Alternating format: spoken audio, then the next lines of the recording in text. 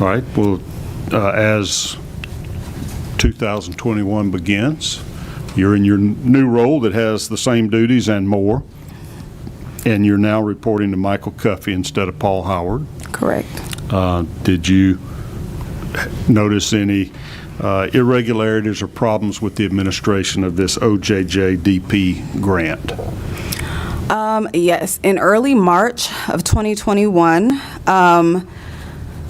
after a lot of the administrative work was done on the grant, we need to now get to work. And so Michael Cuffey, who is the new Chief Programs Officer, invited myself and my colleague, who also co-wrote the grant, into a meeting just so he could understand the scope of the grant.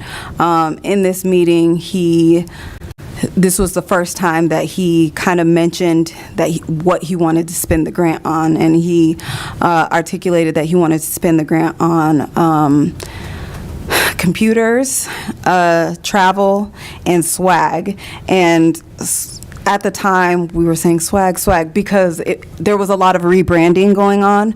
And so, like, each unit now had their own sweaters and their own mugs and stuff. And there was a complete and total rehaul of the building and stuff. So this idea of having swag was like a big thing. So those are the three things. Trinkets. These are pins and coffee cups and T-shirts and sweatshirts, things promoting the new district attorney? Correct. Okay. And so I quickly kind of interjected and let him know that those were not things that we could do with the grant.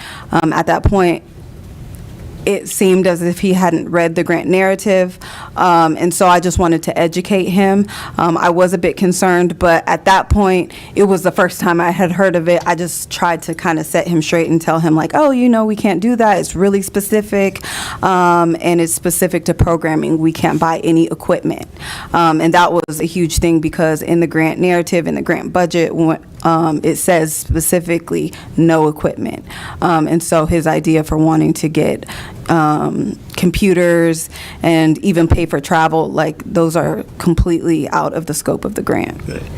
And you know that because you wrote the grant? Correct. And in the grant plan, you tell how the money is going to be spent? Correct. And in the budget, you identify how it's intended to be spent? Correct. Did any of those documents provide for spending money on swag? No. Did any of those documents provide for spending money on computers or other equipment? No, sir. Did any of those documents or budgets provide for money to be spent for travel? No. Okay. And how about on the junior DA grant? I think we called that the JAG grant. Were you continuing to administer that in March of 2021? Yes. Okay. And did you notice or detect or hear about any intentions to improperly spend that money? Not in March, but as time went on, yes. So what happened when you straightened Michael Cuffey out, and after he had told you his intentions of how he intended to spend the money, you told him that was illegal?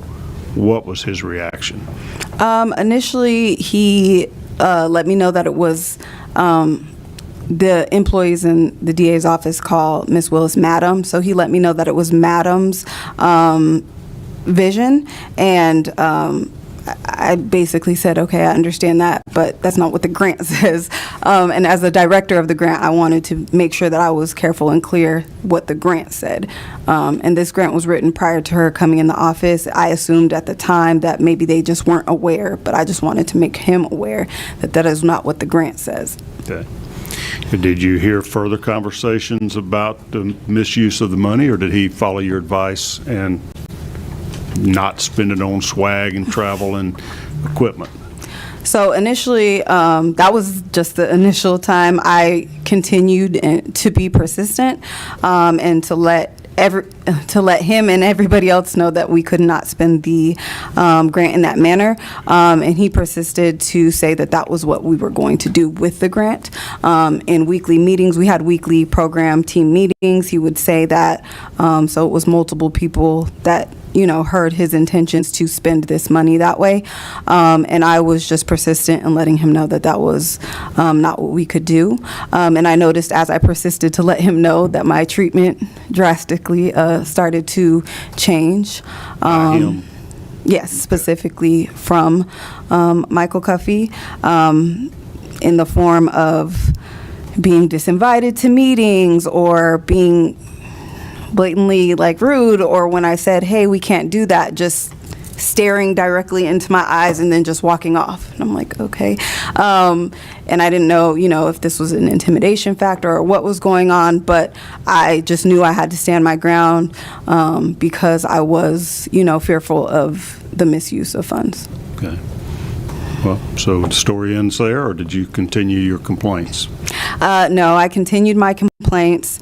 Ultimately, in May of 2021, the overwhelming retaliation and pushback got so bad, I sent an email to Miss Willis, and I told her that I had followed the chain of command to no avail, and I really needed to speak with her. At this time, I believed that she had no idea what was going on, and I wanted to make her aware of what I saw to be a potentially illegal and dangerous situation, and I didn't want there to be any scandal related to her administration. You sent that directly to her? I did. Did she reply? She did not.